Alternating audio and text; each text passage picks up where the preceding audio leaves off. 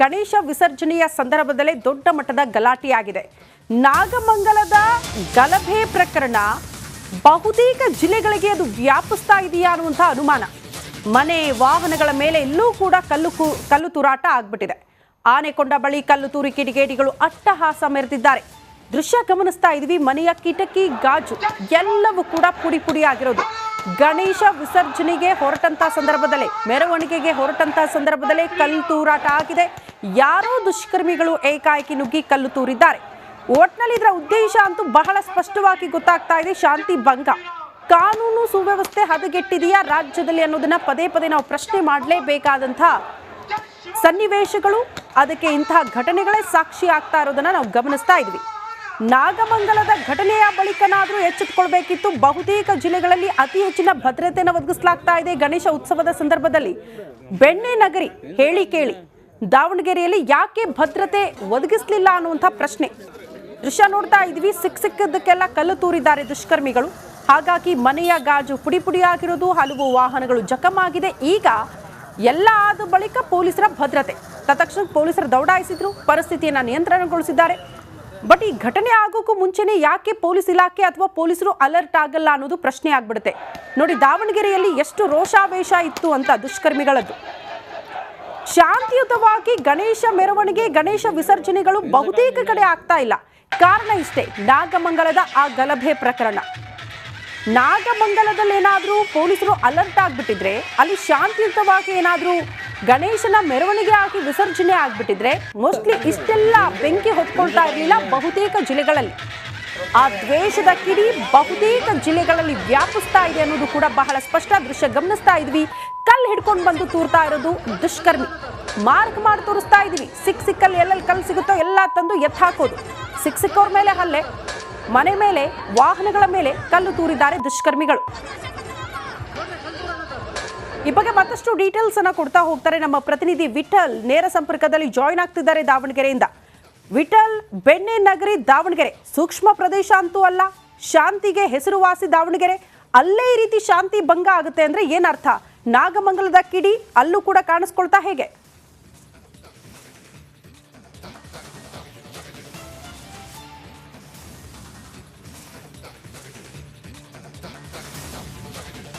ಖಂಡಿತ ಶ್ರುತಿ, ಪ್ರಮುಖವಾಗಿ ಏನು ಮಂಡ್ಯ ಜಿಲ್ಲೆ ನಾಗಮಂಗಲದಲ್ಲಿ ಆಗಿರುವಂಥ ಘಟನೆ ರಾಜ್ಯವ್ಯಾಪಿನೇ ಅದು ವ್ಯಾಪಿಸಿದೆ ಅಂತಲೇ ಹೇಳ್ಬೋದು.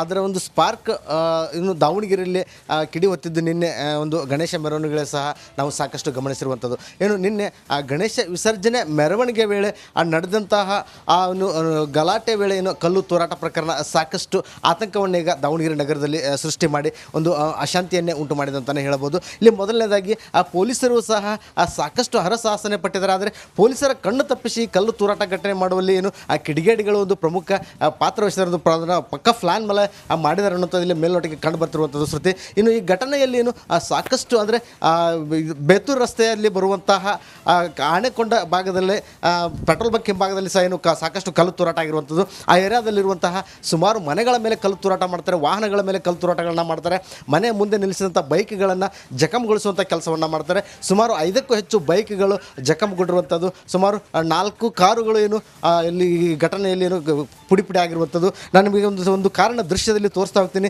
ಏನು ಆ ಒಂದು ಇಲ್ಲಿ ಪಕ್ಕದಲ್ಲಿರುವಂಥ ಈಕೋ ಕಾರು ಸಹ ನಿನ್ನೆ ಈ ಕಲ್ಲು ತೂರಾಟ ಘಟನೆಯಲ್ಲಿ ಜಖಂಗೊಂಡಿರುವಂಥದ್ದು ತಾವು ದೃಶ್ಯದಲ್ಲಿ ಗಮನಿಸ್ತಾ ಇರ್ಬೋದು ಶ್ರುತಿ. ನೋಡಿ, ಆ ಕಡೆ ಡೋರಿನ ಸಂಪೂರ್ಣ ಗ್ಲಾಸು ಪುಡಿ ಪುಡಿಯಾಗಿ ಆ ಸೀಟ್ ಮೇಲೆ ಬಿದ್ದಿರುವಂಥದ್ದು. ಈ ಘಟನೆ ತೀವ್ರತೆಯನ್ನು ನೋಡಿದರೆ ನಿಜಕ್ಕೂ ಒಳಗಡೆ ಯಾರಾದರೂ ಇದ್ದರೆ ಅವರು ಜೀವಂತವಾಗಿರೋದು ಕೂಡ ಸಾಕಷ್ಟು ಒಂದು ಕಷ್ಟ, ಅವರ ಸಾವೇ ಸಂಭವಿಸುತ್ತೆ ಅನ್ನುವಂಥ ಒಂದು ಆತಂಕವನ್ನು ಸೃಷ್ಟಿ ಮಾಡುತ್ತೆ ಈ ದೃಶ್ಯ ನೋಡಿದರೆ. ಆ ಶೀಟ್ ಮೇಲೆ ಬಿದ್ದಿರುವ ಗ್ಲಾಸಿನ ಪುಡಿಗಳಾಯಿತು, ಅದರಂತೆ ಆ ಮುಂದಿನ ಅಂದರೆ ಫ್ರಂಟ್ ಗ್ಲಾಸು ಸಹ ಏನೋ ಛಿದ್ರವಾಗಿ ನಾವು ಹೋಗಿರುವಂಥದ್ದು ನಾವಿಲ್ಲಿ ಗಮನಿಸ್ಬೋದು ಸುತ್ತಿ. ಒಟ್ಟಾರೆಯಾಗಿ ದಾವಣಗೆರೆಯಲ್ಲಿ ನಿಜಕ್ಕೂ ಪ್ರಕ್ಷುಬ್ಧ ವಾತಾವರಣ ನಿರ್ಮಾಣ ಆಗಿದ್ದು ಸಹ ಇವತ್ತಿನ ಬೆಳಗಿನ ಜಾವವನ್ನು ದಾವಣಗೆರೆ ಜನತೆ ಆತಂಕದಲ್ಲಿ ಆರಂಭ ಮಾಡಿದಾರೆ ಅಂತಲೇ ಹೇಳ್ಬೋದು ಶ್ರುತಿ. ಇನ್ನು ಶ್ರುತಿ, ಇಲ್ಲಿ ನಮ್ಮ ಜೊತೆ ಪ್ರತ್ಯಕ್ಷದರ್ಶಿಗಳು ಸಹ ಇದ್ದಾರೆ, ಅವರು ನಾನೀಗ ಮಾತಾಡ್ತಾ ಹೋಗ್ತೇನೆ. ಸರ್, ನಿನ್ನೆ ಎಷ್ಟು ಸಮಯದಲ್ಲಿ ನಡೆದಿರುವಂಥ ಘಟನೆ ಸರ್ ಇದು? ನಿನ್ನೆ ಸುಮಾರು ಒಂದು 7:45-8 ಗಂಟೆ ಒಳಗೆ ನಡೆದಿರ್ತಕ್ಕಂಥ ಟೈಮ್ ಸರ್ ಇದು. ನಾವು ಸಂಜೆ ಅಲ್ಲಿ ಆ ಕಡೆ ಎಲ್ಲ ಗಲಾಟೆ ಆಗ್ತದೆ ಅಂದರೆ ನಾವೆಲ್ಲ ವ್ಯಾಪಾರ ಮಾಡ್ತೀವಿ. ಬಟ್ ಇಲ್ಲಿರ್ತಕ್ಕಂಥವ್ರೆಲ್ಲ ರೈತರು ಮತ್ತು ಚಿಕ್ಕದಾಗಿ ದನ ಕಟ್ಕೊಂಡು ಹಾಲ್ಗಿಲ್ ಮಾರ್ಕೊಂಡು ಜೀವನ ಮಾಡ್ತಕ್ಕಂಥ ಜನ ಮತ್ತು ಪೂರ್ತಿ ಶಾಂತಿಯಿಂದ ಇರ್ತಕ್ಕಂಥ ಒಂದು ಏರಿಯಾ ಸರ್ ಇದು ಆನೆಕೊಂಡ ಅಂತ ಕರೀತಾರೆ. ಇದು ಪೂರ್ತಿ ಗ್ರಾಮದ ವಾತಾವರಣ ಇದೆ. ಇಲ್ಲಿ ಯಾವುದೇ ರೀತಿ ಗಲಾಟೆ ಆಗಲಿ ದೊಂಬೆ ಆಗಲಿ ಆ ಥರ ಯಾವುದೂ ಕೂಡ ಆ ಥರ ಜನಗಳು ಯಾರೂ ಇಲ್ಲ. ಇಲ್ಲಿ ಎಲ್ಲ ದುಡ್ಡು ತಿಂತಕ್ಕಂಥ ಜನ ಇದ್ದಾರೆ. ನಾನು ಸುಮಾರು ಒಂದು 7:45ಗೆ ಕ್ಲೋಸ್ ಮಾಡ್ಕೊಂಡು ಬಂದುಬಿಟ್ಟು ನಾನು ಬೈಕ್ ನಿಲ್ಲಿಸಿ ಒಳಗೋಗಿ ಬಟ್ಟೆ ಬಿಟ್ಟು ಮುಖ ತೊಗೊಂಡು ಹೊರ ಬರೋ ಅಷ್ಟೊತ್ತಿಗೆ ಗಲಾಟೆ ಶುರುವಾಗ್ಬಿಟ್ಟು ಸರ್. ಅಲ್ಲಿ ಬರ್ತಾ ಮಟ್ಟಿಕಲ್ಗಡೆ ಅಂತ ಬಂದು ಸುಮಾರು ಒಂದು 60-70 ಹುಡುಗರು ಬಂದುಬಿಟ್ಟು ಎಲ್ಲ ಚಿಕ್ಕ ಹುಡುಗರು, ಒಂದು 15-18 ವರ್ಷದ 20 ವರ್ಷದ ಒಳಗಿರ್ತಕ್ಕಂಥ ಹುಡುಗರು ಬಂದುಬಿಟ್ಟು ಅಲ್ಲೆಲ್ಲ ಕಲ್ಲು ಹೊಡ್ಕೊಂತ ಬಂದು ಸುಮಾರು ಅಲ್ಲೊಂದು 2-3 ಕಾರಿಗೆ ಕಲ್ಲು ಹೊಡೆದಿದ್ದಾರೆ. ಮತ್ತು ನಮ್ಮದೊಂದು ಮನೆಗೆ ಕಿಟಕಿ ಗ್ಲಾಸಿಗೆಲ್ಲ ಕಲ್ಲು ಹೊಡೆದಿದ್ದಾರೆ. ಮತ್ತು ಇದೊಂದು ಕಾರಿಗೆಲ್ಲ ಕಲ್ಲು ಹೊಡೆದಿದ್ದಾರೆ. ಇನ್ನೊಂದು 7-8 ಸುಮಾರು ಬೈಕ್ಗಳಿಗೆ ಎಲ್ಲ ಕಲ್ಲು ಹೊಡೆದಿದ್ದಾರೆ.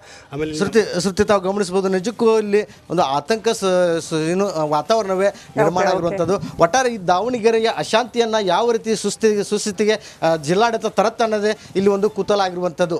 ಓಕೆ ವಿಠಲ್, ಧನ್ಯವಾದಗಳು ತಮ್ಮೆಲ್ಲ ಮಾಹಿತಿಗೆ.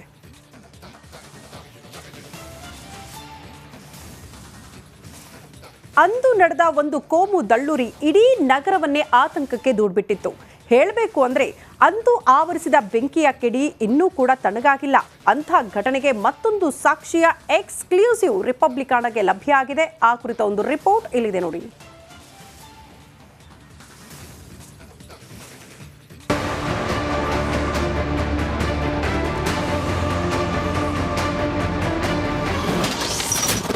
ಬೆಂದ ಮಂಗಲಕ್ಕೆ ಮತ್ತೊಂದು ಎಕ್ಸ್ಕ್ಲೂಸಿವ್ ಸಾಕ್ಷಿ.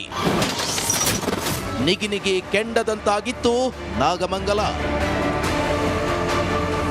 ಅಂದು ಮಂಡ್ಯ ಜಿಲ್ಲೆಯ ನಾಗಮಂಗಲದಲ್ಲಿ ಗಣೇಶ ವಿಸರ್ಜನೆ ಯಾತ್ರೆ ಸಾಗ್ತಾ ಇತ್ತು. ನೋಡ್ತಿದ್ದಂತೆ ಸಂಘರ್ಷಕ್ಕೆ ಕಾರಣವಾಗಿತ್ತು. ಕಣ್ಣು ಮುಚ್ಚಿ ತೆಗೆಯೋಷ್ಟ್ರಲ್ಲಿ ಲೆಕ್ಕಕ್ಕಿಲ್ಲದಷ್ಟು ಅಂಗಡಿ ಮುಂಗಟ್ಟುಗಳು ಬೆಂಕಿಗೆ ಆಹುತಿಯಾಗಿತ್ತು. ಕಣ್ಣು ಎದುರೇ ಅದೆಷ್ಟೋ ಮಾಲೀಕರ ಕನಸು ಬೆಂಕಿ ಚೆಂಡಿನಂತೆ ಸರ್ವನಾಶವಾಗಿತ್ತು. ಬಟ್ಟೆ ಅಂಗಡಿ ಮುಂದೆ ಪುಂಡರ ಜಮಾವಣೆ.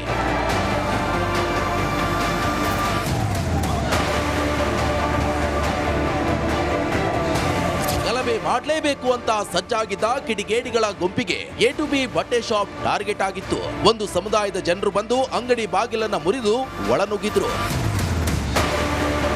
ಅಂಗಡಿಯೊಳಗೆ ನುಗ್ಗಿ ಕೈಗೆ ಸಿಕ್ಕಿದ್ದನ್ನ ದೋಚಿದ್ದಲ್ಲದೆ ಬೆಂಕಿ ಹಚ್ಚಿ ದುಷ್ಕೃತ್ಯವನ್ನ ಮೆರೆದಿದ್ರು. ಬಟ್ಟೆ ಅಂಗಡಿ ಹೊತ್ತಿ ಉರಿತಾ ಇದ್ರು.